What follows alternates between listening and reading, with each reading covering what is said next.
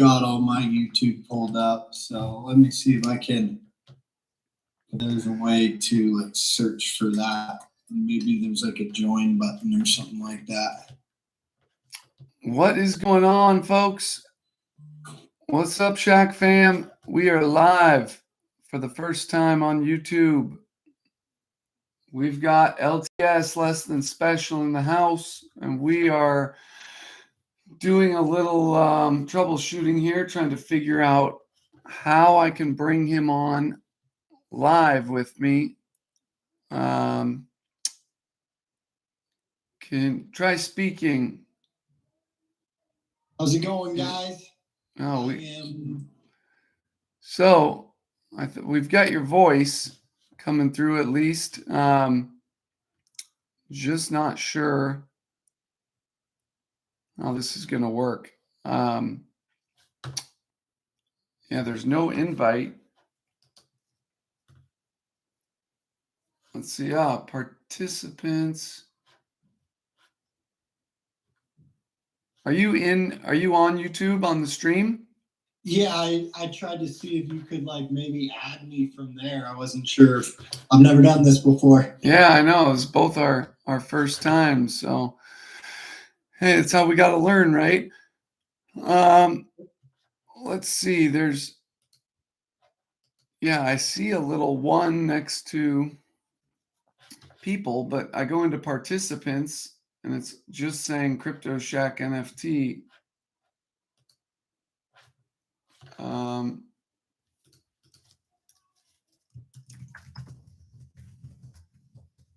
Yeah, it's not like Twitter or anything where it gives me the option to request or anything like that I can see. Right.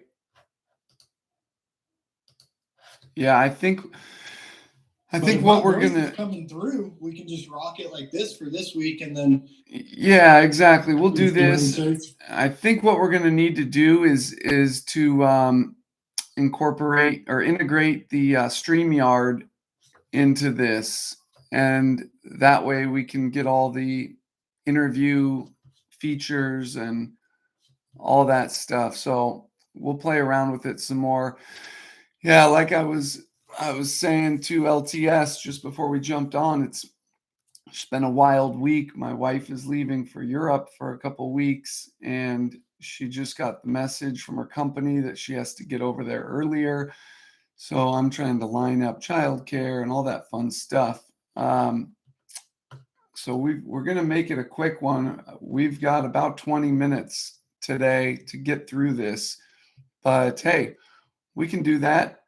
Just we've got the Rocket Mortgage Classic at Detroit Golf Club, a Donald Ross design, yeah.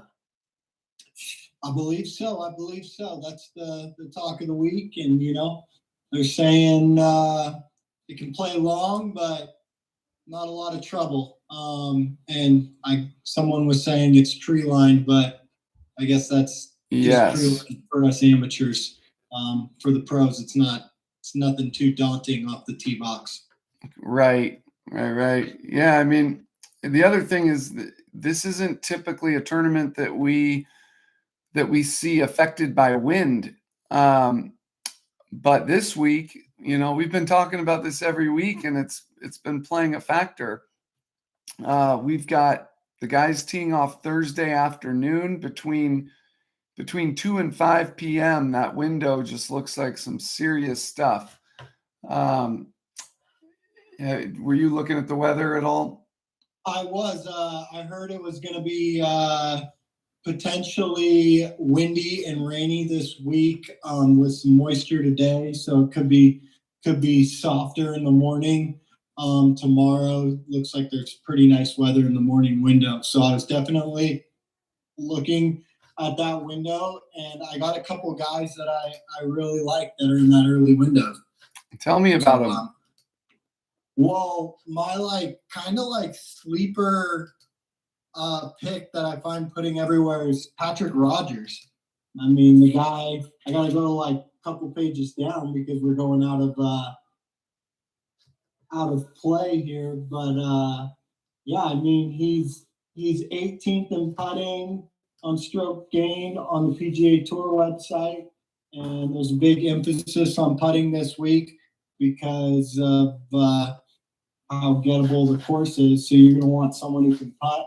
And then he's 55th overall in the total strokes gained number, and he's only $7,100.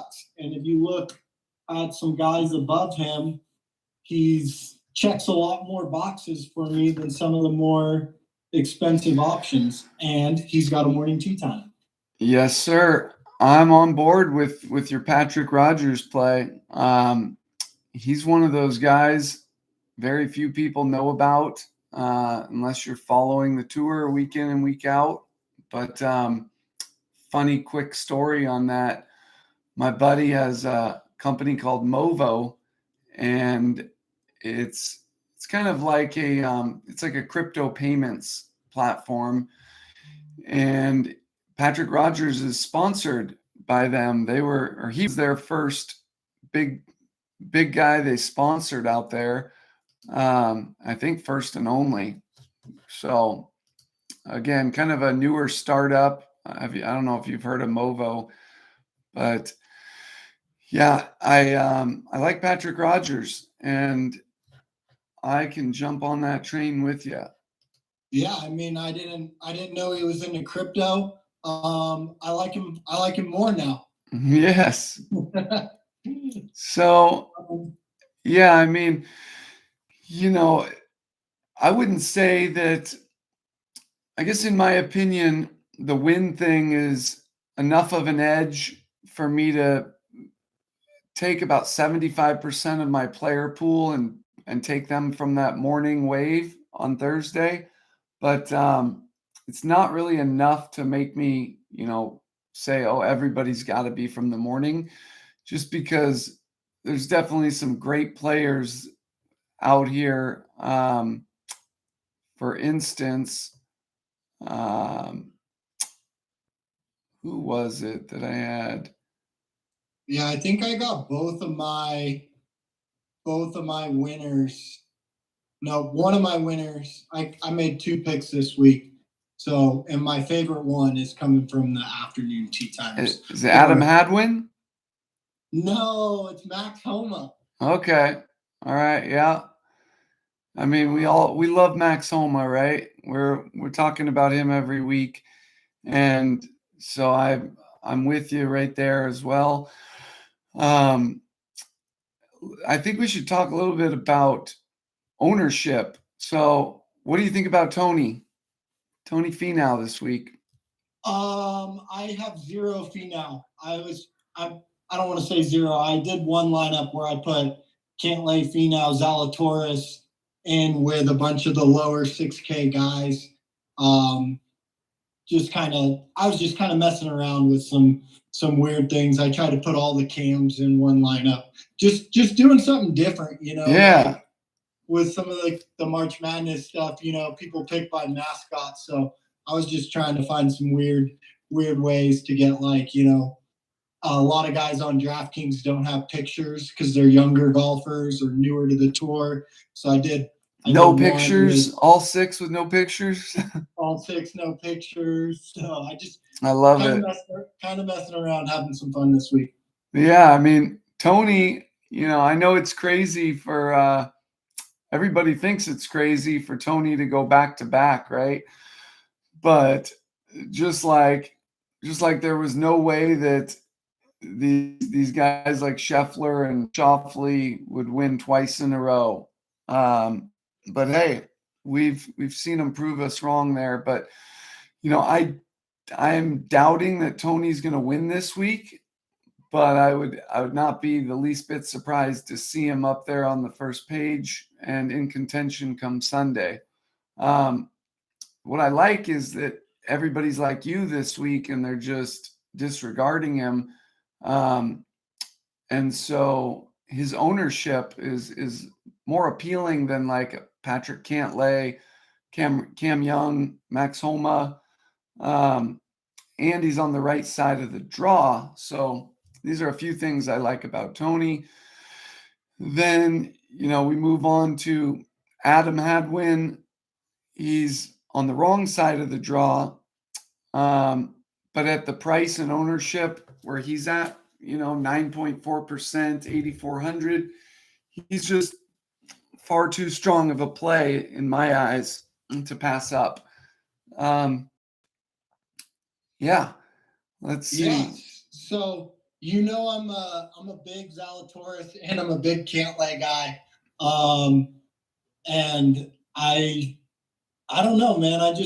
I'm getting such solid lineups with win equity, not playing any of them. Not that I'm not playing any of them, but I don't, just like, the past couple weeks. And I think Homa is the chalk. So if you could get away from him, that may be beneficial unless he wins the thing. But yeah, I think there's a strong group of low eights and kind of high sevens. There sure is. That's what I was going to get into. Yeah, you got that. And a lot of them, I think, have some win equity here. And I started kind of going, when I was doing my list this week, I did love, like I got to play them. I like them. And then live, like I can live with them in a couple lineups. And then I try to use that to construct my lineups because I don't have any optimizers or anything like that. So try to go with like a rating system and starting to kind of put my own spin on how I'm constructing these lineups and how I'm putting them together. I like it. Yeah, tell us what you got. You know what? I don't love a lot of people. McNeely, he's great off the tee. He's great putting. He's got strokes gained overall. He was one of my guys. Homa was one of my guys. And then Hubbard is another guy that's just popping off on where he's priced at 8,000. He's playing well. He's gaining strokes on his approach into the green, and he's high in putting. He's not great off the tee, but I don't think you have to be that long if your approach into the green, you're one of the best. If you're not long, you're there for a reason. It's because you can hit those mid irons accurately. So I like him as well. So I got three guys that I'm trying to play a little bit of everywhere. And then, I mean, other than that, like, I think I'm going away from Davis Riley. The guy's just, kind of, ever since I got on his bandwagon, he hasn't done anything for me. I'm with you. Yeah, I don't have any Riley, not much Riley this week. I mentioned Finau and Hadwin. I like those guys. I'm with you though that it's hard to love guys this week with how inconsistent a lot of these guys have been. But the last couple guys that I'm putting into my favorite lineup, we've got Siwoo Kim at 7,900. And now I've gone a bit off the deep end this week. Here's a guy who makes me, I guess, about as nervous as my 2-year-old holding a butcher knife, when I go to click him in. But I still just believe that he's a great play this week with a lot of upside win potential. He coming off of 15th at the Open, that has me feeling good about him. Although we can't forget he's missed 3 of his last 4 cuts. However, surprisingly enough, this might be a shocker to you. The Siwoo is actually I'm looking at his stats here. He's one of the most consistent cut makers this entire season. Reached 14 of 18 that he's made. So he hasn't got the job done here at Detroit Golf Club, but you take a look. He's got a stunning resume out at Sedgefield country club, which is the Wyndham, and that is another Donald Ross design. He also won the Amex last year, but yeah, his record at Sedgefield, he's got a first, second, third, and fifth. So my point being, like, this guy I've got zero doubts that he can keep up in a birdie fest, which we're going to be seeing this week. He flashed enough form over at St. Andrews just to lead me to believe that he's on the verge of doing something. And I may end up kicking myself tomorrow morning, but I'm willing to take that chance on him. The other big one this week, and I really may kick myself because I've done him. I've gone with him twice in the last couple of months as a flyer, and that's Rickie Fowler. He's burned me both times, but he's just I'm going back to him. He's one of my favorite guys on the board this week. He's a Rocket Mortgage guy as well. A lot of these guys tend to step up their game when they're playing at their sponsor's event. The other thing with Fowler is he's been struggling the last 2 years pretty badly and pretty publicly. But we're actually starting to finally see some of his work pay off because he's been working on some deep swing changes, and he's mainly improving his driving distance. And we've seen that. If you look at the field this week, he's inside the top 30 for driving distance. And, he's never going to be a Bryson out there. But if he can drive the ball like he did last week, he's going to be in a great position out here this week. So, he's always remained a great wedge player. And he's got a ton of experience and success on bent grass. So that's my case for Fowler. And of course, just this golf course at this price and ownership, I feel like, again, I've thought this a couple weeks in the past as well, but I'm going with it again. And burn me again, Fowler. It's going to be a long time till you get back in my lineup. Yeah, I feel you. I think I misspoke earlier. I think I put one of my guys' as love as McNeely, and it should have been McCarthy. Denny. Okay. Yeah. So misspoke there earlier. They're right next to each other on the pay scale, and they got a close name too with MC. So, but I don't mind McNeely. He has been playing a lot, and he's been playing well. One of my guys, though, speaking of a bomber, and maybe not going to be popular, I'm not sure, but the Canadian Taylor Pendrith. Let me check ownership on Taylor. Let's see. I got his driving distance at 313th, which ranks 14th, and his greens in regulation at 69.9%, which is 9th on the PGA. I believe this is measured from his last 43 rounds. So large sample size there. And he's 51st in birdie average. And he does not cost that much. So one of the guys that, when I started diving into the stats, came off the page to me, doesn't really check the putting box that I'm looking for, like I have with other players. Below average, 123rd on tour, but he's got that driving distance that, maybe helps make up for that.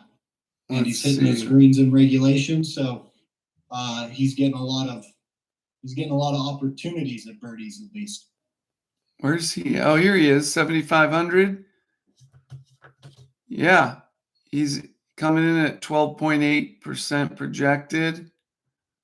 Okay. Coming off a little hiatus too. I don't think he's played since for a little while. Not the last couple of weeks, at least. I don't believe if I'm. Yeah, the BCA, it looks like. Yeah. Maybe rest helps him. I know sometimes that works wonders for my game. Just take a month off and then you go out there and swing it a little more freely, and you're not overthinking your shots. But who knows? Yep. Hey. I'm okay with that.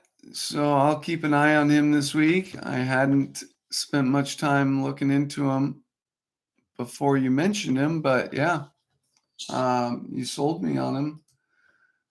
Let's see how he finishes. You can sell yourself on a lot of guys in this field though, because like I said, I was looking for strong putters, and somehow I don't know, he was one of the guys that I landed on. Is like my like plus, and that price tag helps a lot when you're when you don't have to overpay for a guy. It's easier to use them, and if you fall in love with some of these guys in the 7,000 range and you use them too much, you're going to get burned. So another thing to think about before you just start plugging them in every lineup. Yeah, exactly. So just for those of you who are fairly new to DFS, I think we've in the past weeks, we've attracted a good handful of people who are newer. And I think we should point out that this week, I believe most lineups are going to be starting with Cantlay, and they're either going to be going Cantlay Cam Young, or Cantlay Homa, or Cam Young Homa. And then they're going to use a guy like a Chris Kirk or a Scott Stallings as their third man. And then, we get into the 8K range, and we're definitely going to get some ownership down here, but I see some really nice opportunities.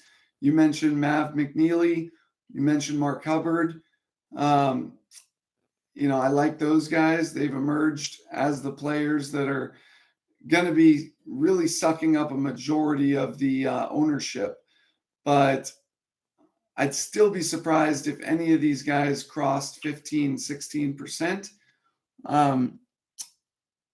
So yeah, Denny McCarthy, I like him. I like Webb Simpson. These guys are going to be low double digits. We've got, who else? Thigala, Tringali, Russell Henley, Gary Woodland. These guys, in my opinion, will all be able to present like some form of leverage down in this range. But my guess is that like Thigala and Henley are going to come in right around 10% owned, and Hadwin and Tringali just below. And I think Woodland's going to be the lowest at like 5%. So and I just want to bring up a point from last week, although it was a kind of weird week. The winner of the $5.50K had Finau and M, and they were both over 20% owned. And then they had Grillo 9%, Clark 8%. And then where they made up for those two chalky guys was Lee Hodges at 1.63 and Mr. Piercy, the famous blow-up man who should have ran away with the tournament at less than 1% owned. So there is a way to use the chalk to win. It's not, there's no, every week is a different combination. So don't just play one combination If you can, if you're doing multiple lineups, construct lineups that have maybe one or two guys at the top and some of the lower range. And the funny thing about this is his lowest guy was only 6,900 Percy, so he didn't even have to go deep down into that 6K range to pull it off, which we've seen in the last couple of contests that, you know, it's someone in the 63 or 6,400 that makes the top 15 that is winning a lot of these GPP contests. Yeah, so I think that's some great advice. There's a lineup every week that can win, and it seems to be a little different. I know, what was it, at the Open, if you faded all the chalk, you did just fine. So yeah, I mean, just like the Mega Millions, right? You playing any of that? I got one lineup in there. I don't think it's the Millionaire Maker though this week. I think it's for 250K. I'm talking the big famous, the one that's over $1 billion now, the Mega Millions lottery. The California lottery? Yeah, I was just pointing out there's a million and one ways you can make your lineup there, just like DraftKings. Just making a silly analogy, that's all. No, you're good. I thought you were talking about the Millionaire Maker. No, I didn't see one this week. I got one in the $20. And then a couple in the $50K, $5, couple in the 3 for 7 or whatever, and then a couple single entries. Didn't go too heavy this week, just because I liked so few guys, and I didn't need 100 lineups to get my roster constructions. And we'll see how that works out for me. Dude, I'm gonna give DraftKings a big call out right now, because I'm going on over a week now where I've written 4 or 5 messages, and my account is restricted. They asked me out of the blue to submit my driver's license and sent everything they asked me for. And they said, just be patient, give us a day, and nothing, man. So I can't even make a lineup in DraftKings at the moment. Been using FanDuel, but I just sent them a pretty firm message about an hour ago, and let's hope they get this fixed for me in the next hour or two. Well, their UI sucks on trying to find your messages too. I know when mine was restricted, I reached out 5 or 6 times and I never got a notification of the responses. And I just happened to find that they responded to all my messages, but it was like in some weird thing, and I still don't even know how to find it. Yeah, oh, I know, dude. Yeah, to find their support, the message center is just ridiculous. But it goes to your email, right? But it also forwards over to your email, and so that's how I've been checking, is just going directly into my emails and looking. But I don't understand why they don't make that right there in your profile and easy to. It's like they don't want anybody contacting them. Or just like access under the bells. Like when I win a contest, it says you won $10 in this one. When the team reaches out to me, why don't I get a bell? And why don't I get a link to click right to it? Right. Yeah. Well, hey, we're live on YouTube. We can voice these concerns now, and maybe DraftKings will listen in. So you never know. Fit together, DraftKings. You can only hope, right? So we really got to wrap it up for this week, but real quick, I'll mention a couple other guys that you might want to keep an eye out for in the low 6-7K range. You've got Matt Kuchar, Joo-Hung Kim, and Hank Lebioda. Keep an eye on them. I think they'll also probably garner a little more ownership than the projections suggest. But yeah.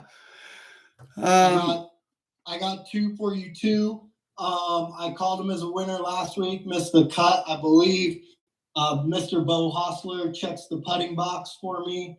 And he's got the short game. Everything else is iffy. So, and then a guy at 6,000 who checks a couple boxes, and he's from, I believe, North Korea, is Sung-Yul No. And I heard someone refer to him as Sung-Yul Know this name. So at 6,000, and I love that nickname, whoever gave it to him. Brilliant play on words there. Love it. Did you mention Hadley, Chesson Hadley? I didn't, but I do have him as one of my guys that I'm playing. Man, I'm hearing everybody talking about him this week. It's and I'm trying to see if I wrote anything down for him, or if I've just had him as one of my. And then the other two guys, while we're here, Svensson obviously hasn't played well the last 2 rounds, but before that, he was electric. And got her up. Yep, got her up, man. He was crazy owned last week. It was like 30% projected or something. And it's super rare that you ever see a guy in the 6K range at double digits owned. But I think we're going to see that with Chesson Hadley this week with as much buzz as he's been getting.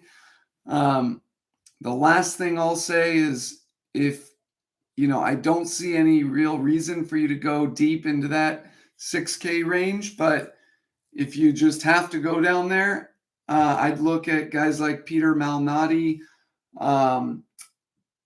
Hayden Buckley, and Lee Hodges. But as always, you're playing in the mud down here, so play at your own risk. It's funny because I got, for my 6K, I've got Whaley, Malnati, Buckley, Hodges, Hostler, and then some you'll know as the 6 guys that you could put down in there. So we're on the same page. Malnati has got as just 69th overall in strokes gained. Buckley long off the tee, not great putting. But yeah, I went deep this week, so we'll see if over analyzing and digging into the stats is a good thing or a bad thing. I love it, man. And I put a ton of emphasis on putting this week. And we'll see how that plays out. And don't be surprised because I didn't bet Will Zalatoris. If he first time I haven't bet him in a long time. Both of us. So he'll probably go ahead and win this thing. Right? Ah, shit. Now you got me. All right, dude. Well, as great as always, and we're stepping up the game here with YouTube Live, our first week. It's just going to get better and better. Next week, we'll get your face on here and be able to really get this thing going. Yeah, so next week, like I said, I may be going for out of town emergency mission over to Phoenix to help support with a little event they had over there. So I may be out of pocket next week. Stand by. Okay.